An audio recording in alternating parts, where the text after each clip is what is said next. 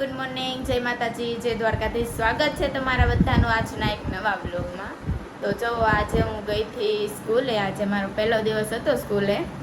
તો જો અત્યારે હું સ્કૂલેથી ભણીને વહી આવી છું અને વાગી ગયા છે 9:30.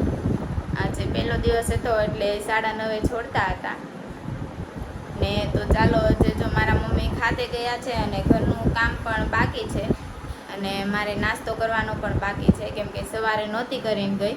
તો ચાલો હવે આપણે નાસ્તો કરી નાખીએ અને ફટાફટ ઘરનું બધું કામ કરી નાખીએ. અને અમારા કૃષ્ણાબેન પણ જાગી ગયા છે, જાગીની ધાબે ગયા છે. જે અમારા નીચે રહે ને એ નાના છોકરા છે એને ત્યાં રમાડવા ઉપર ગઈ છે. તો ચાલો હવે આપણે નાસ્તો કરીને ફટાફટ કામ કરીને પછી આપણે મળીએ. એન્ડ તો જો હું કામ કરીને થઈ ગઈ છું ફ્રી અને હવે આપણે બનાવવાની છે રસોઈ.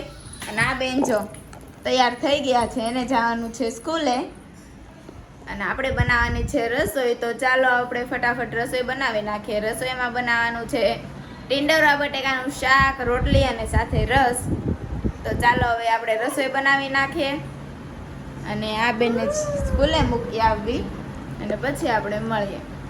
તો જો બધા જમવા બેસી ગયા છે. જમવાનું મેં બનાવી નાખ્યું છે. જો ટીંડોરા બટેકાનું શાક, રોટલી ને રસ. જો બધા જમવા બેસી ગયા છે. જો ચાલો ફ્રેન્ડ જમવા બધાય. પહેલી વાર બનાવ્યું ટીંડોરા બટેકાનું શાક. કેવું બન્યું? મારી બેને બનાવ્યું છે ટીંડોરા બટેકાનું શાક, મસ્ત બન્યું છે. રસ, રોટલી, નાસ્તો. ગરમીનું પ્રમાણ હવે જ બારું છે. એસી ચાલુ કરીને જમવા બેસી ગયા. તમને કેવું લાગ્યું? સરસ. તો ચાલો હવે આપણે પણ જમી લેવી, તમે લોકો પણ બધા જમી. તો જો હું આવી ગઈ છું ખાતે ના. જો બધા કારીગર જો સાડીઓ બનાવે છે. એ ચામુ જોઈ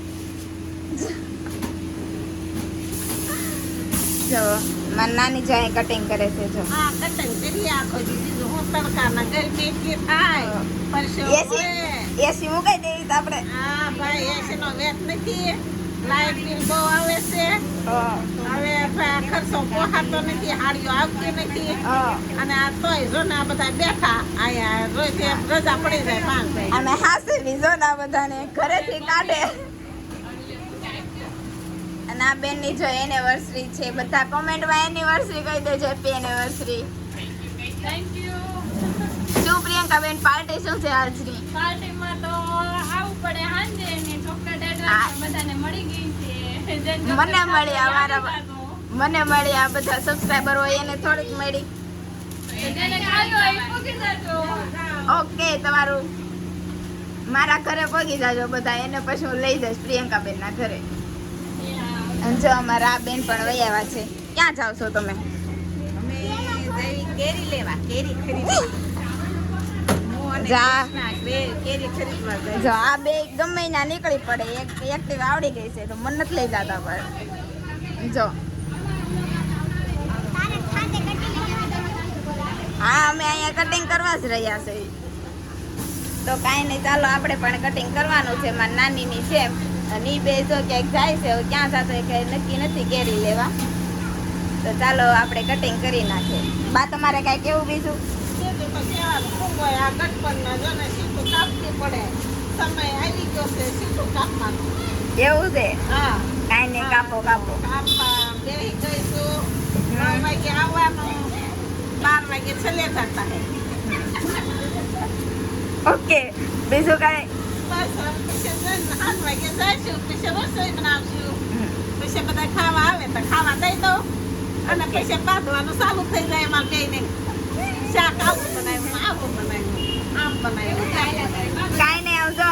હું મારા નાનાને કહી દઈશ કે મારી નાની હારે બાંધે નહીં. ઓકે, बाप को इंडिया की है बोले. ક્યાં બોલતી? बाप को इंडिया की है. બાકો સબ કુછ આતા. તો જો હું આવી ગઈ છું ઘરે અને ઘરે આવીને મારે બનાવવાની છે રસોઈ. રસોઈમાં છે પૌવા બટેકા બનાવવાના છે મારે. તો જો અડધા તો બની ગયા છે, હવે આમાં ખાલી પૌવા નાખવાના છે મારે. અને મારી બેન ગઈ છે ડાન્સ ક્લાસીસમાં અને હમણાં અહીં આવતી જશે. તો ચાલો આપણે ફટાફટ પૌવા બટેકા બનાવી નાખીએ અને બેસી જઈએ જમવા. તો જુઓ જમીન ને બધું કામ કરીને ફ્રી થઈ ગયા છે ને હવે આપણે કરવી છે સુવાની તૈયારી.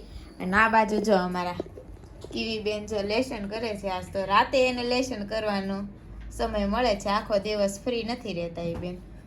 શું લેસન આપ્યું છે કીશું? અંગ્રેજી અંગ્રેજીનું આપ્યું સ્પેલિંગ ઓકે, કેટલી વાર આપ્યું છે? 5 વાર. કેટલી વાર લખાણું છે? 1 વાર. લખવા માંડ ફટાફટ, ઉતાવળ ધીમે રાખ. ધીમે લખાઈ જાય. લખાઈ જાય ખબર ને, પછી ફ્રી નથી રહેતા ખબર ને. અમારે કૃષ્ણાબેન છે ને સવારમાં જાગે 10 વાગે, પછી 12 વાગે સ્કૂલે વહી જાય, પછી આવીને નાસ્તો પાણી ને એવું બધું કરે ને ત્યાં એને ડાન્સમાં જવાનો સમય થઈ જાય. પછી આવે 9 વાગે, એટલે એને રાતે બધું લેસન કરવું પડે છે. ફ્રી હમણાંથી અમારે કૃષ્ણાબેન નથી રહેતા. આ જાડી થઈ છે ને એમાં પતલી થઈ જવાની છે. શું કેવું કીશું તારું? થઈ જાય પતલી તું?